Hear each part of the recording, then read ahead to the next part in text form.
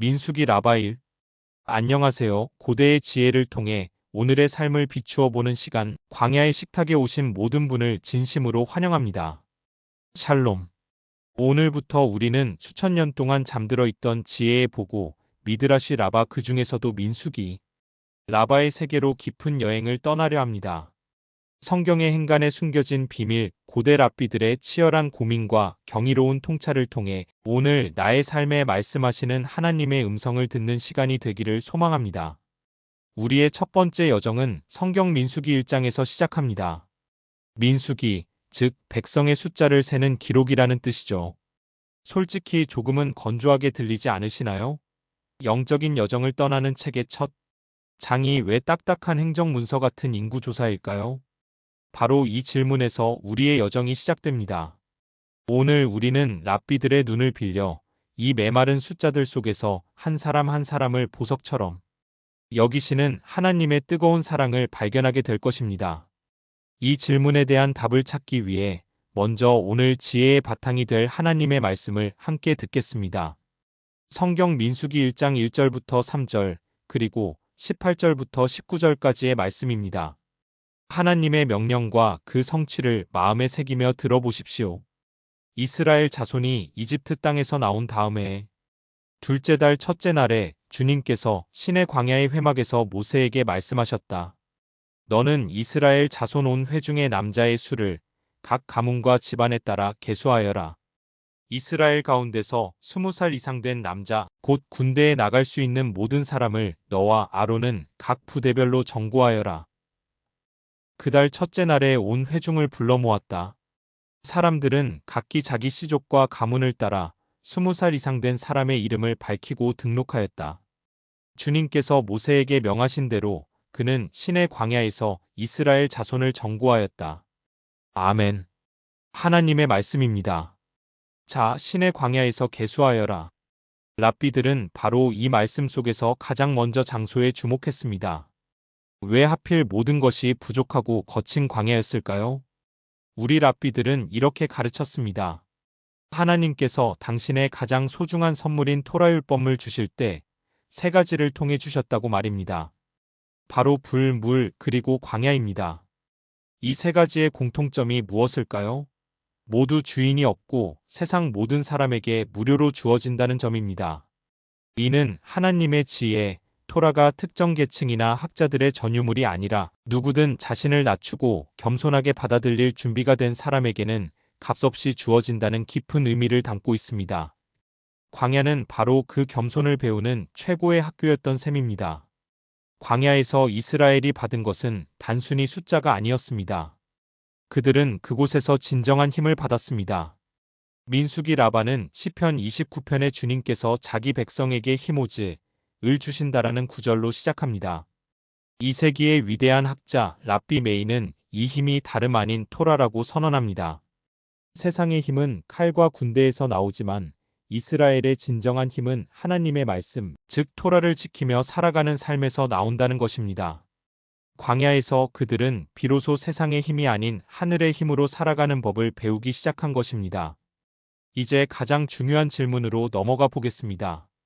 왜 하나님은 그들을 계수하셨을까요? 세금을 걷거나 군인을 징집하는 것 외에 다른 의미가 있었을까요? 여기에 랍비들의 놀라운 통찰이 빛을 발합니다. 랍비 시므온 벤 요아이는 이 계수 행위에 담긴 하나님의 마음을 아름다운 비유로 설명합니다.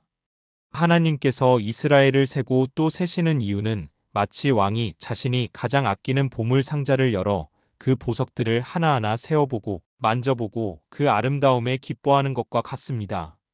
여러분, 우리는 인구조사가 차가운 통계라고 생각했습니다.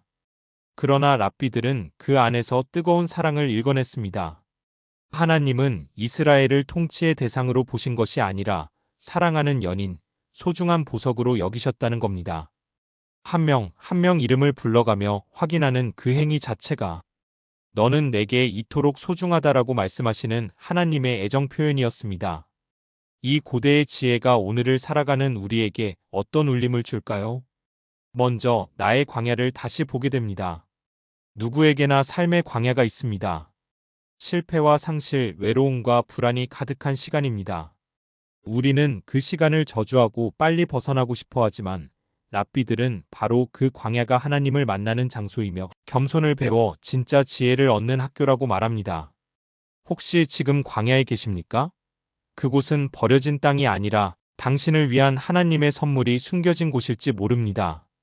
그리고 진정한 힘이 무엇인지 생각하게 됩니다. 우리는 더 많은 돈, 더 높은 지위, 더 강한 영향력을 힘이라고 생각하며 살아갑니다. 그러나 랍비 메이르는 진정한 힘은 토라, 즉 변치 않는 진리의 말씀을 따라 살아가는 삶 그 자체에 있다고 가르칩니다. 당신의 삶을 지탱하는 진짜 힘은 어디에서 나옵니까? 무엇보다 중요한 것은 나는 통계가 아닌 보석임을 기억하는 것입니다. 우리는 거대한 사회 시스템 속에서 하나의 숫자로, 통계 자료로 취급받기 쉬운 시대를 살아갑니다. 그러나 오늘 미드라시는 단호하게 선언합니다. 하나님께 당신은 결코 익명의 숫자가 아니라고. 당신은 그분이 친히 이름을 불러가며 그 존재를 기뻐하시는 세상에 단 하나뿐인 소중한 보석이라고 말입니다. 이 사실 하나만으로도 우리는 세상 속에서 존엄과 가치를 잃지 않을 수 있습니다. 이러한 깨달음을 마음에 품고 이제 우리의 마음을 모아 함께 기도하는 시간을 갖겠습니다. 사랑의 하나님, 때로 제 삶이 메마른 광야와 같이 느껴질 때 그곳이 당신을 만나는 겸손의 자리임을 잊지 않게 하소서. 세상이 말하는 헛된 힘을 구하지 않고 영원한 진리인 당신의 말씀을 삶의 힘으로 삼는 지혜를 주옵소서. 무엇보다 거대한 세상 속에서 저를 단 하나의 소중한 보석으로 여기시며 날마다 저의 이름을 부르시고 기뻐하시는 당신의 사랑을 믿게 하소서. 그 사랑 안에서 저의 참된 가치를 발견하고 어떤 상황에서도 존귀한 당신의 자녀로 살아가게 하옵소서. 우리의 이름을 부르시는 주 예수 그리스도의 이름으로 기도드립니다. 아멘. 민수기 라바 1장은 딱딱한 행정문서 같았던 인구 조사를 한 영혼을 향한 하나님의 뜨거운 사랑 고백으로 바꾸어 놓았습니다. 이것이 바로 성경의 행간을 파고드는 미드라시의 힘입니다. 오늘 함께 나눈 이 구성이 앞으로 우리가 민수기 라바 23장 전체를 여행하는 이정표이자 원본이 될 것입니다. 서문과 성경 봉독, 랍비들의 지혜, 우리 삶의 적용, 그리고 기도로 이어지는 이틀 안에서 우리는 매주 새로운 지혜의 샘물을 길어 올릴 것입니다.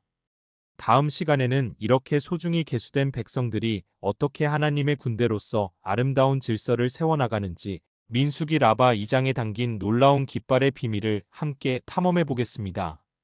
고대의 지혜가 여러분의 삶에 깊은 평안을 주기를 소망하며 광야의 식탁 오늘 순서는 여기서 모두 마치겠습니다. 샬롬. 평안한 한 주 보내십시오.